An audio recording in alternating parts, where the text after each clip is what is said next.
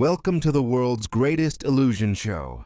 We all carry that small label in our homes, in our pockets or on our desks without even realizing it. Made in China. But none of us were the ones paying the real price behind that label, were we? China wants to show this by claiming to have created a miracle over the last 30 years. Skyscrapers pierced the clouds. Trains set out as if defying the speed of sound, and so much more. However, right behind this glittering showcase, there are also secrets trapped inside the concrete. This tells us a story that is more than just an economics lesson. It tells the story of how a country transformed its soul into a machine.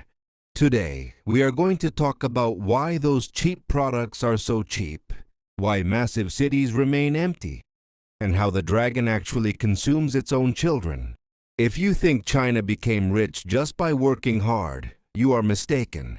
If you are ready, we will look at the real lives stuck between the gears of that flawless machine. Because the truth is much darker than the commercials presented to us. The fuel of China's economic miracle is not oil or coal. The real fuel of this system is 996. From 9 a.m. to 9 p.m., 6 days a week. But this is just the known figure on paper. The reality is quite far from that, meaning a person puts their youth, their health, and their family on the table only to get survival in return. Look at that crowd walking rapidly on the street. None of them are thinking about where to take the next step. They only know that if they stop, they will be crushed under the massive wave coming from behind. The system coded them not as employees, but as replaceable parts at any moment. Someone new for the one who gets tired. Someone else immediately for the one who falls. China's massive export figures were actually built upon millions of people being seen as expendable. The camping cots in offices. Those famous anti-suicide nets stretched around factories. These are not fiction. They are the fundamental pillars of the world's greatest production power. While the world looks at how much China produces, we will hear the silent scream of those who gave up their own lives at the head of that production line.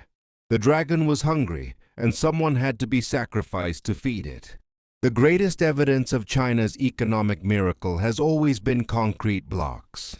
A state mindset starting with the philosophy, "Build it and they will come," has covered the earth with concrete for decades at a speed the rest of the world could not even imagine.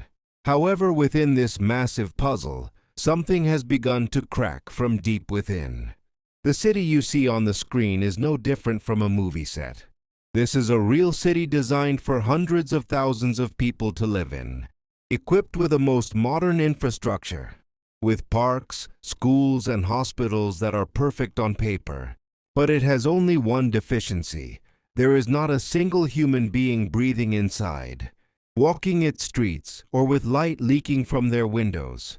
China's ghost cities are not just examples of engineering, errors, or lack of planning.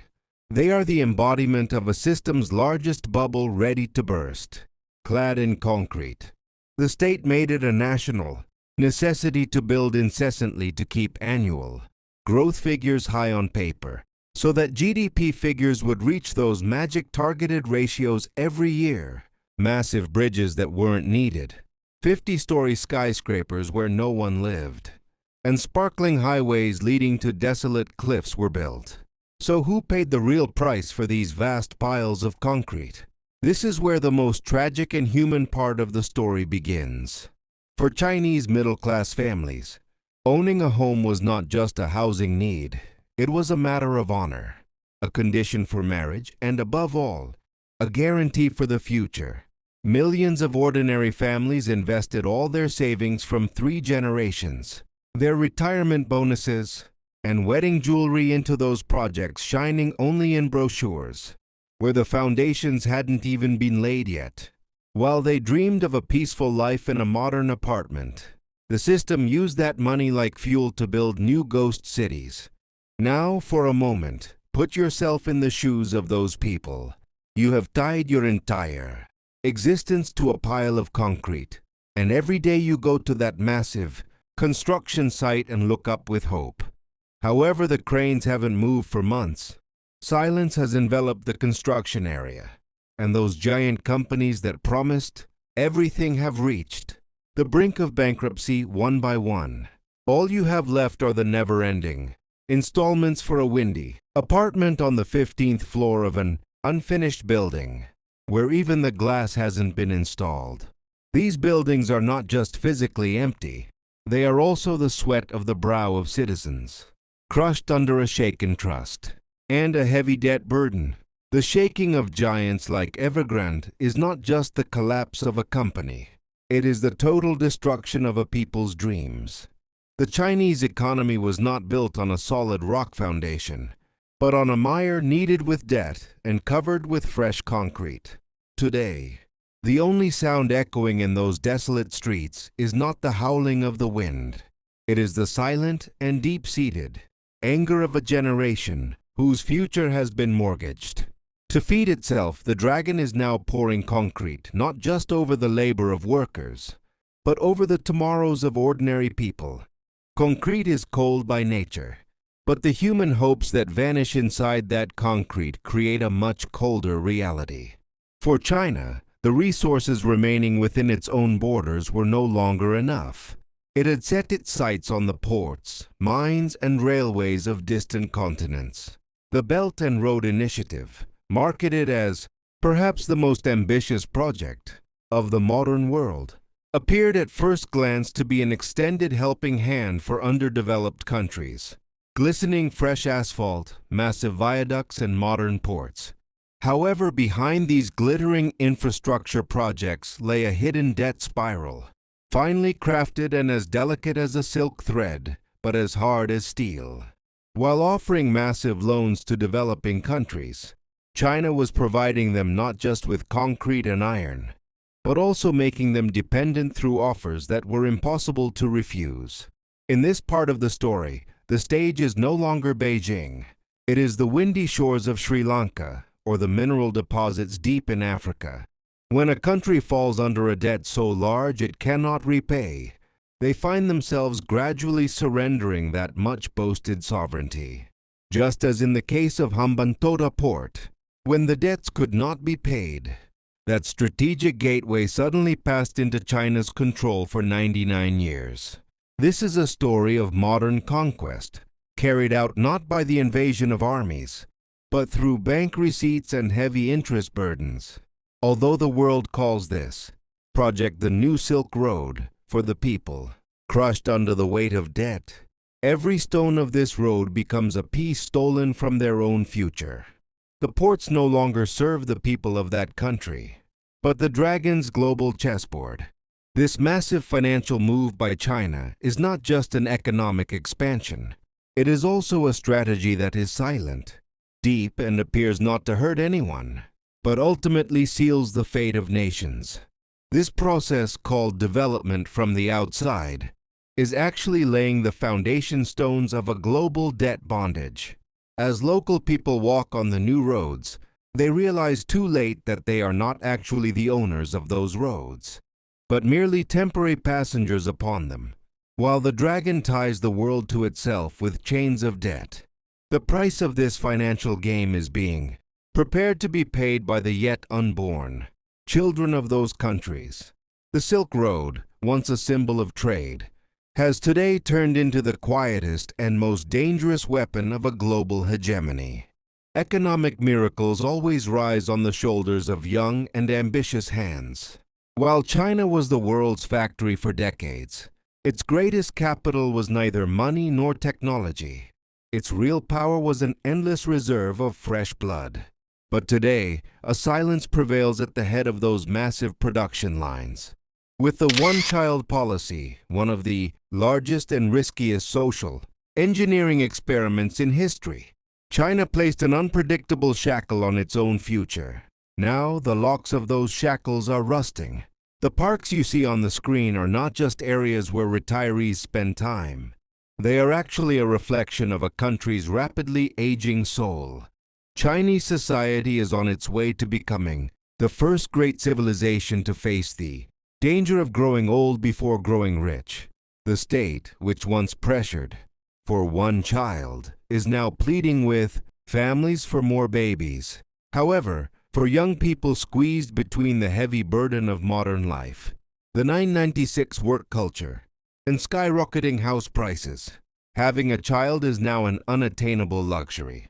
On the shoulders of a young person rests not only their own future but also the responsibility of caring for two parents and four grandparents. This is not the picture of a demographic pyramid, but of a collapse. As the workforce diminishes, factories fall silent, and the pension system begins to swallow the cash in, the state treasury like a black hole. While China challenges the world by building massive ports abroad, nursing homes are filling up instead of daycares at home. As the sound of children echoing in the streets fades, China's endless appetite for growth is replaced by a deep anxiety. Because no matter how much concrete you pour or how much debt you issue, if you no longer have a generation to work in those factories, live in those houses, and pay off those debts, your empire is an empire only on paper. China's greatest enemy is no longer Western sanctions, but the empty cribs inside their own homes. The future is being shaped not by brilliant technological moves, but by the cold and silent void created by a declining population. With this system, the Chinese economy has become a system that has started to consume itself, and neither the power of money nor the orders of the state are enough to turn back this biological clock. How does a country hold its people together when it can no longer fulfill its economic promises? China gave the most terrifying and technological answer history has ever seen: the social credit system. Living in China now means not just being a citizen, but being a character in a massive video game who constantly gains or loses points. Millions of AI-powered cameras at every corner of the cities do not just recognize faces. They track emotions, spending habits, and loyalty. Did you cross a red light? Your score drops. Did you criticize the economic situation on the internet? Your score drops even further. When your score falls below a critical level, the world slowly begins to darken for you. You cannot buy high-speed train tickets. Your children cannot attend good schools. And even your internet speed is throttled. This is not a physical prison. It is almost like a digital cage woven with codes, without walls. Thanks to this system, the social anger created by economic crises is drowned in servers at a data center before it even spills onto the streets. People are now forced to entrust themselves to the score given by the system rather than trusting each other. If you are a businessman who cannot pay your debts, your name and photo are displayed on giant screens as an untrustworthy person, a kind of modern pillory. For China, digitalization has become not just a technological move, but the most sterile way of keeping society in absolute obedience. The dragon, which once won people's hearts with prosperity, now fills the void, left by that prosperity, with fear and control. A place where everyone knows they are being watched, no one can speak up. In a place where everyone knows they will be scored, no one can question the system. However, this digital peace actually hides a very deep psychological breakdown. While people turn into mere shadows, living only to survive and protect their score, cold algorithms take the place of human emotions beneath China's magnificent economic tableau. Big Brother is no longer just watching you. He dictates how you should feel and how you should behave every second through that small device in your pocket. When we reach the end of the road, that massive glowing dragon silhouette before us is actually just a shadow crushing under its own weight. The glittering stage that China marketed to the world as an economic miracle is turning today into a tragic theater whose curtains are closing one by one. From the workers who melted their youth on factory conveyor belts to the families who buried their lifetime savings in unfinished concrete piles, Everyone paid the price for this great dream with their own lives. But what is truly terrifying is not that this massive wheel is now having difficulty turning. It is what it will crush if it continues its existence. The dragon consumed everything to grow. It poisoned its land, used up its water, imprisoned its people in a world of algorithms, and tied its future to debt certificates. Now, while those famous growth figures give way to deep uncertainty, the only tool left in the system's hands are those digital shackles we saw in the 5th chapter. This is not just an economic crisis. It is the final hand of that great gamble where a civilization traded its freedom for the promise of prosperity. China offered the world not only cheap products but also a dark guide on how authoritarian capitalism could survive. However, it must not be forgotten that no pile of concrete is heavier than the silent anger of a people, and no algorithm can fill the cold void created by empty cribs. Tomorrow morning the sun will rise over Beijing again. However, that sun will no longer illuminate the dawn of a rising power, but the long and dark shadow of a system trying to control everything.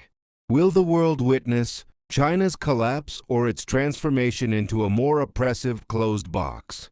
Time will tell. But one thing we know, for those silent millions in the dragon's belly, the era of miracles is over. Now, only the struggle for survival and finding a path in that new darkness begins. Perhaps China's greatest secret was that from the beginning, it was not a story of power, but a story of massive disappearance.